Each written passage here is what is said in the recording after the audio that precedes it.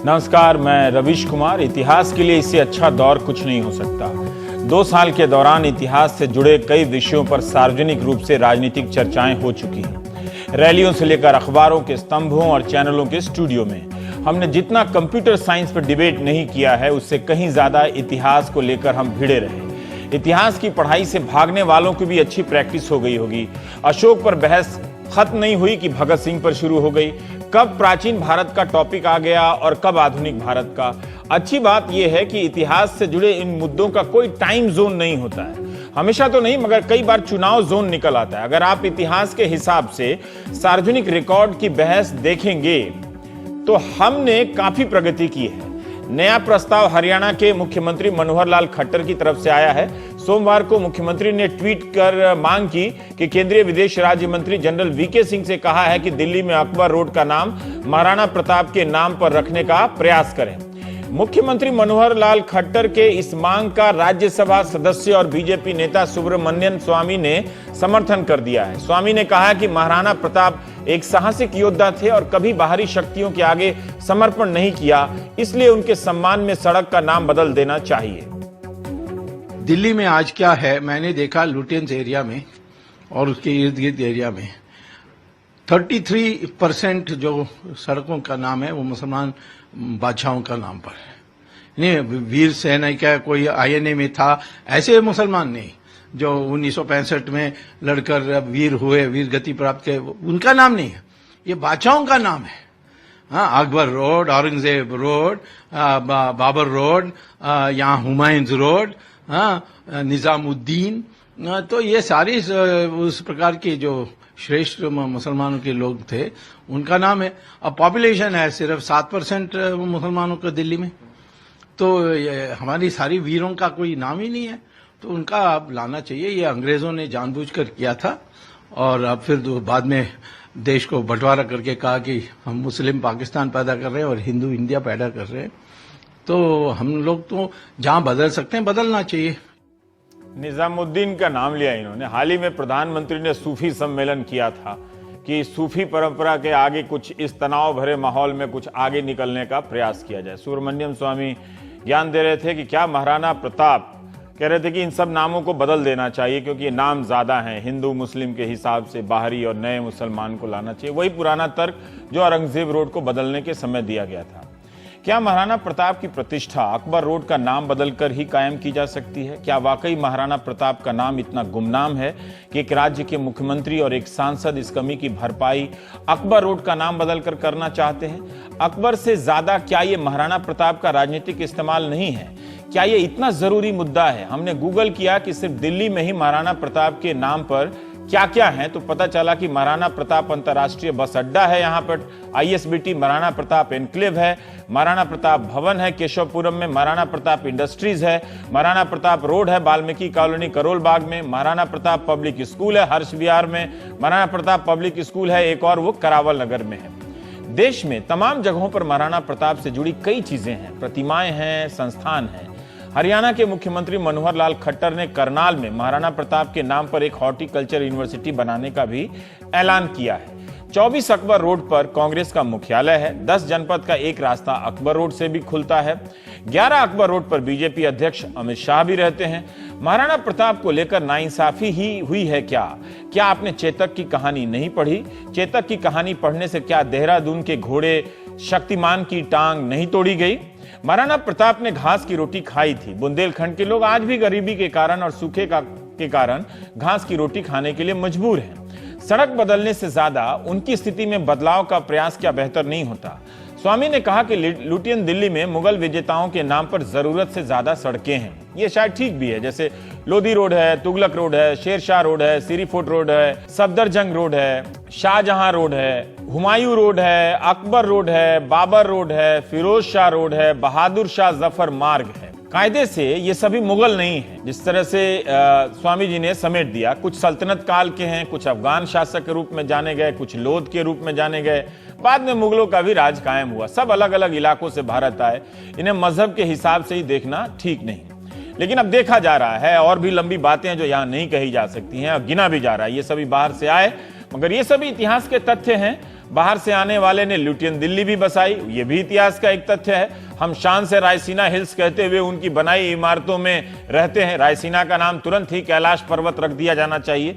हमारे राष्ट्रीय बोध को कुछ भी नहीं होता लुटियन दिल्ली के होने से, बल्कि समृद्ध ही हो जाता है। जिस बंगाल के विभाजन से स्वदेशी आंदोलन का जन्म हुआ और भारत माता का तस्वीरों वाला अस्तित्व सामने आया, उस विभाजन को अंजाम देने वाले लॉर्ड कर्जन के नाम पर भी तो सड़क है ही, कैनिंग लेन भी है। दिल्ली के इतिहासकार सोहेल हाशमी ने बताया कि ब्रिटिश हुकूमत ने एक इतिहासकार से सड़कों के नाम के बारे में पूछा तो ज्यादातर नाम उन्हीं के शुरू में दिए हुए थे। प्राचीन और मध्यकालीन बादशाहों के नाम पर भी मार्गों का नामकरण हुआ। अकबर के नाम पर सड़क है तो उसके आसपास कई सड़कें अकबर के कुछ नवरत्नों के नाम पर भी हैं। तानसेन मार्ग है, बिरबल मार्ग है, आपको दिल्ली में मिलेगा, मानसिंह रोड है, टोडरमल रोड है, हुक्माबाई मार्ग, जय सिंह रोड, पृथ्वीराज रोड, कौटिल्य मार्ग, अशोक रोड, नेताजी रोड, रानी झांसी रोड, पंचशील मार्ग, सरदार पटेल मार्ग, अमृता शेरगिल मार्ग, सुब्रमण्यम भारती मार्ग, राजाजी मार्ग, तिलक मार्ग, बाबा खड़क सिंह मार्ग, नेल्सन मंडेला सहित कई विदेशी हस्तियों के नाम पर भी सड़कें हैं दिल्ली में। भारत के अपने इतिहास और दुनिया के इतिहास के प्रति भारत के नजरिए को ये सड़कें पेश करती हैं। हो चिन मार्ग है, डेसमंड टूटू मार्ग है। इन नामों का अपना महत्व है और पहले भी नाम बदले गए हैं, अलग अलग सरकारों में भी आज भी बदले जा रहे हैं। इनमें से किसी नाम का चयन इसलिए करना कि वो मुगल है, मुसलमान है, उसका नाम बदल दिया जाना चाहिए, इस तर्क का कोई अंत नहीं है। और ये किश्तों में फिर क्यों हो रहा है? दिल्ली में पाकिस्तान से आए लोगों ने डेरावल नगर बसाया, गुजरावाला भी बसाया। क्या कल को कोई ये भी उठ के कहेगा कि पाकिस्तान के नाम का मोहल्ला यहाँ क्यों है? क्या उन्हें भी बदला जा सकता है? क्या उनकी तकलीफदेह यात्रा की निशानदेही वो मोहल्ले, वो नाम नहीं है? लाहौर में आज भी दयाल सिंह कॉलेज है, दिल्ली में भी दयाल सिंह कॉलेज है। लाहौर में लाल चौक का नाम भगत सिंह पर रखने का प्रयास हुआ मगर कामयाबी नहीं मिली। सबसे बड़ी बात यह है कि देश की जनता की दिल में जो भावना है वो भावना को कोई बदल नहीं सकते हैं। देश की जनता के भावने लोकतंत्र में यही सुप्रीम होता है, उससे बड़ा कुछ नहीं है। इसी तरह से इतिहास से जुड़े नायकों का मसला सार्वजनिक जीवन में लाया जाता है। पहले कहा जाता है कि उनके साथ नाइंसाफी हुई है, फिर जयंती की बात होती है, फिर मूर्ति बनाने का ऐलान होता है और फिर भूल जाया जाता है। बंगाल में चुनाव आने थे, इसलिए दिसंबर जनवरी के महीने में नेताजी को फाइल को लेकर काफी चर्चा हुई थी। नेताजी के परिवार को दिल्ली बुलाया जाने लगा, एक किस्म की प्रतिस्पर्धा शुरू हुई। कभी प्रधानमंत्री मोदी फाइलों की सार्वजनिक बात करने लगे, उनके परिवार के लोगों से मिलने लगे। उन्होंने 100 फाइलों को सार्वजनिक कर दिया तो ममता बनर्जी ने 64 फाइलों को सार्वजनिक कर दिया। टीवी चैनलों पर उन 2 महीनों में सबसे ज्यादा नेताजी की मौत के रहस्य को लेकर लंबे लंबे कार्यक्रम बने, बहस हुई। अब चुनाव बीत गया है, नेताजी को सब भूल गए हैं। हजारों पन्ने की फाइल जनता के लिए खोल दी गई है। पहले जनता सरकार से आशा करती थी कि उसी की तरफ से इन फाइलों को पढ़कर मुकम्मल रूप से बताया जाए। अब जनता से कह दिया गया है कि वो उन फाइलों को पढ़ ले। 12,000 से अधिक पन्नों को क्या जनता पढ़ सकती है? क्या इन फाइलों के सार्वजनिक होने के बाद हम नेताजी की मौत के बारे में कुछ भी अंतिम या अधिकृत रूप से जानते हैं? इसी तरह से कभी नेहरू की बात आ जाती है, कभी गांधी की, कभी सावरकर की बात उठने लगती है, कभी पटेल की। सब अपने अपने हिसाब से व्यक्तियों, नायकों को चुनते हैं और इतिहास की ऐसी व्याख्या पेश करते हैं जैसे वही व्यक्ति इतिहास में एकमात्र निर्णायक रहा है। फिर 2 नायकों के बीच प्रतिस्पर्धा होती है। इस बीच इतिहास को लेकर इतनी भ्रांतियां और दावे फैल जाते हैं कि इतिहासकार अखबारों में लेख लिखने लगते हैं। 2 साल में छपे इन इतिहास से जुड़े इन विषयों का अगर आप संकलन कर लेंगे लेखों का, तो आप भी चलता फिरता इतिहासकार हो जाएंगे। लोकसभा चुनाव से पहले सरदार पटेल को लेकर खूब चर्चा हुई। सम्राट अशोक की जाति के बहाने बिहार चुनाव के दौरान उन पर चर्चा हुई। टीपू सुल्तान की जयंती के नाम पर टीवी स्टूडियो में फुटबॉल मैच हुआ। अंबेडकर बनाम नेहरू की फाइल खुली तो भगत सिंह पर भी बहस हो गई। इस बीच भारत माता का विवाद इतिहास से ही जुड़ा है। इस बहस में भी इतिहास के कई पन्ने खुले। सरस्वती नदी से लेकर वंदे मातरम तक खूब झगड़ा हुआ। महिषासुर से लेकर गुरुग्राम तक मिथक, इतिहास, संस्कृति, न जाने कितने विषय आए और चले गए। भगत सिंह का मुद्दा खत्म होते ही महाराणा प्रताप का आ जाता है। एक किस्म की रिले रेस लगी हुई है। इन बहसों से हमारा इतिहास बोध कितना समृद्ध हुआ ये आप ही बेहतर बता सकते हैं। पर इतना जरूर है कि हम भले ही इतिहास पढ़ने से बचते रहे, इतिहास की पढ़ाई को हिकारत की नजर से देखते रहे, लेकिन जिस तरह से चर्चा हुई उससे लगता है कि इतिहास ही हमारा भविष्य और वर्तमान है। हम जब 90 के दशक में इतिहास पढ़ने आए थे दिल्ली विश्वविद्यालय में, तो पहली ही कक्षा में बताया गया कि इतिहास राजा रानी और नायकों के गुणगान और बायोग्राफी से बहुत आगे निकल चुका है। इतिहास का मार्क्सवादी दौर भी अंतिम अवस्था में है। सबाल्टर्न इतिहास के जरिए आम लोगों का इतिहास और उनके नजरियों के सहारे उनके बीच एक इतिहास की समझ सामने आने लगी। इतिहास लेखन की इतनी धाराएं देखी हमने, जिसमें हर धारा अपने से पहले की व्याख्या को चुनौती देती नजर आई। हर इतिहासकार एक नई किताब लेकर पहले के इतिहासकार को चुनौती देता हुआ नजर आया। राजनीति जिस इतिहास लेखन के बारे में बताती है आपको, क्लासरूम में वैसा इतिहास नहीं है। वो बहुत पहले का इतिहास है, 80 के दशक का। जिन लोग आज राजनीति करते हैं वही छवि लेकर करते हैं। कई बार लगता है कि इतिहास फिर से राजा रानी और नायकों के चरित्र के किस्सों में जाने लगा है, लौटने लगा है। उसका आकाश इतना फैला हुआ है, मगर कोई है जो समेट रहा है। यह भी सही है कि दक्षिणपंथी इतिहास लेखन और वामपंथी इतिहास लेखन में जबरदस्त संघर्ष रहा है, मगर यह संघर्ष नई सरकार के आने से क्यों चर्चा में आता है?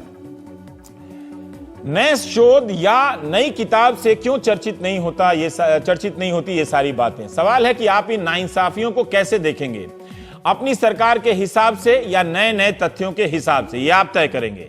क्या किसी ने अशोक, भगत सिंह, सरदार पटेल या महाराणा प्रताप पर कुछ नया लिखा है जिसके आधार पर पुराने किसी राजनीतिक लेखन को चुनौती दी जा रही है? सड़क का नाम बदलकर, एक चैप्टर जोड़कर, एक पैराग्राफ हटाकर किसी नायक को ना तो आप पर्याप्त जगह दे सकते हैं, ना ही उसके साथ मुकम्मल इंसाफ कर सकते हैं। सारा हल्ला किसी की जयंती तक सीमित रहता है। जयंती की तारीख गुजर जाती है, दूसरे नायक की बात होने लगती है। क्या आप दर्शक इन किताबों को खरीद कर लाते हैं, टीवी में बहसों से कुछ नई बातें सीखते हैं? ये सब आप भी बताइए और देखिए कि आप कितना इनसे समृद्ध हो रहे हैं। क्या इन बहसों से इतिहास को लेकर सुचिंतित तरीके से बहस हो रही है, दावेदारी को, या फिर एक तरह से लाठी लेके ये ठहराया जा रहा है कि यही वाला इतिहास चलेगा क्योंकि हमारी सरकार है? जब से सरकार बनी है, इनकी प्राथमिकता ये है कि किसी तरह इतिहास को बदलकर एक पर्टिकुलर विचारधारा को थोपा जाए। आज राजस्थान के जो नई किताब बनने वाली सत्र की, उसमें ये संज्ञान में आया है कि वहां देश के प्रथम प्रधानमंत्री का जिक्र ही नहीं है, और ये राजस्थान सरकार की बहुत सोची समझी साजिश है।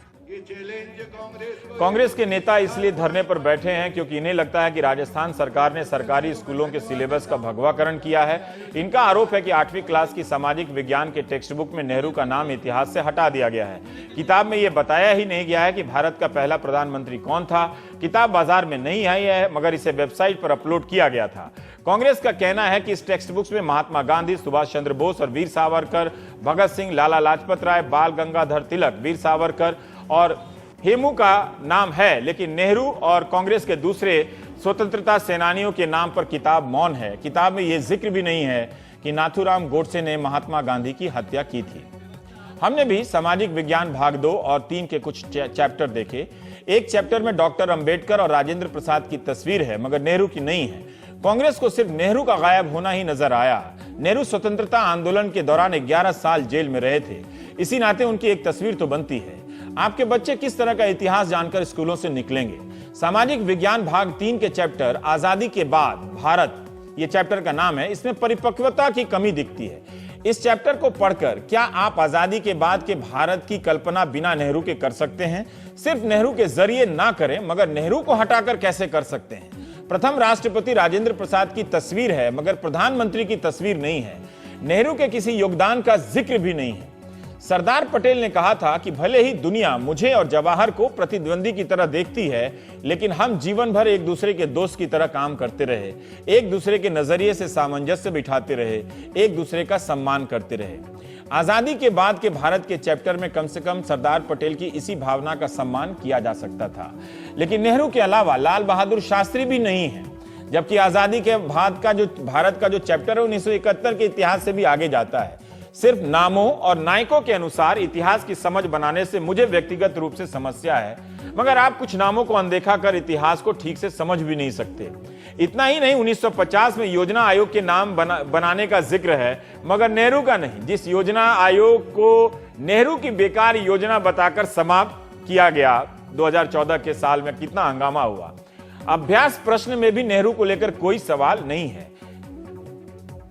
ऐसा शिक्षा के अंदर पहले के कुछ लेखकों ने अपने राजनीतिक आकाओं को खुश रखने के लिए पाठ्यक्रम बनाया, जो कि पाठ्यक्रम वास्तव में मेरे को श्रेष्ठ नागरिक और श्रेष्ठ देशभक्त तैयार करना।